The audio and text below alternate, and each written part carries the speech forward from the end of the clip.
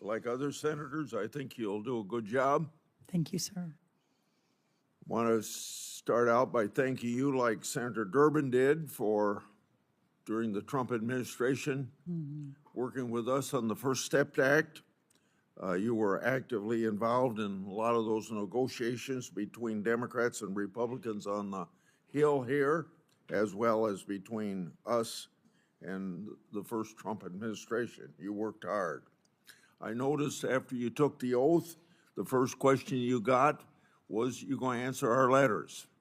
Remember what I told you in my office? Oh, yes, sir. As I tell every confirmed person coming to my office that you ought to say maybe, because I pointed out to you how I had 158 letters to the Justice Department that are still unanswered.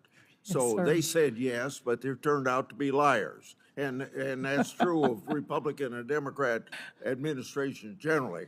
So I hope you'll, since you said I do, you'll tell all your colleagues in the cabinet the same darn thing, or they're going to be liars. So Yes, sir. I hear you loud and clear, and I have to believe with 100,000 employees at USDA, we'll be able to answer your letters to the best of my ability, sir. But yes. Now, at least one other person, my colleague, Senator Ernst, has brought up the importance of whistleblowers, the information she got from them.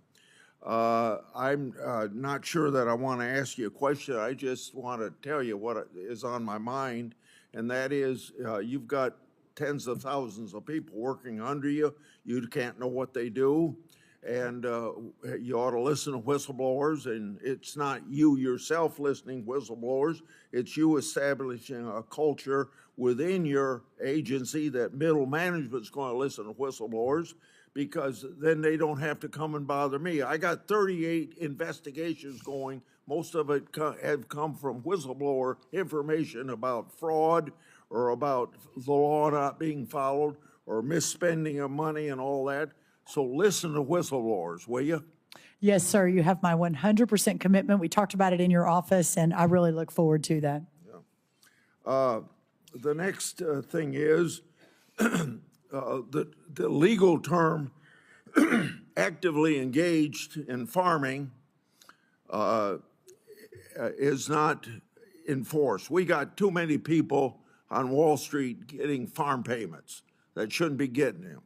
So I want you to make sure that all of this manipulation that has gone on in the Department of Agriculture under both Republicans and Democrats to dilute the term actively engaged, and I'm being a little facetious when I say this, but you ought to at least have dirt under your fingernails if you're going to get payments from the taxpayers for your farming operation. So I expect actively engaged to be fully enforced by you, and however it's been diluted, you ought to take a look at it and make sure that it is stiffer than what it otherwise was.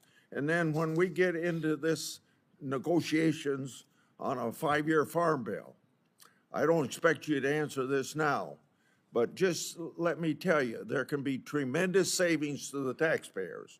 And you can even discuss this with Mr. Musk of Doge, and you can discuss it with people at OMB.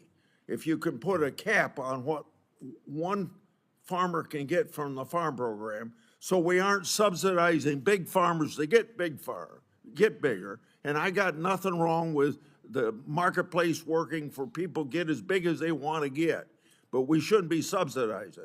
The whole point of an agricultural farm 5-year farm bill safety net is to protect people that are medium and small size farmers that can't control what happens to them, whether it's a natural disaster or a Carter grain embargo or some war in Kiev. Big farmers can handle that, but small farmers can't. And that seems to me, for the same reason we put out disaster relief for farmers in the bill that just passed before Christmas, and you're going to administer, there's the same reason that we have a safety net for farmers on prices generally and things beyond their control. So I try every farm bill to get this done.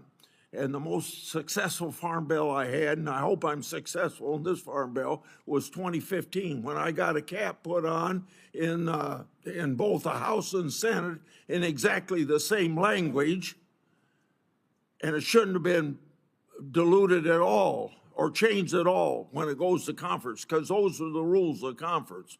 But the congressman from Texas, I don't know his name, that was chairman of the Ag Committee at that time, and you probably know who he was.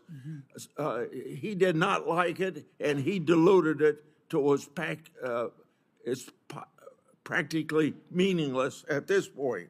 So if you want to save some taxpayers' money, look at that issue when I bring it up again. Thank you, sir. Another thing is, we had the first Trump administration. We had a couple times in the Biden administration use money from the Commodity Credit Corporation that I don't think should have been used. And the power of the purse, as you know, rests with Congress under Article 1 of the Constitution.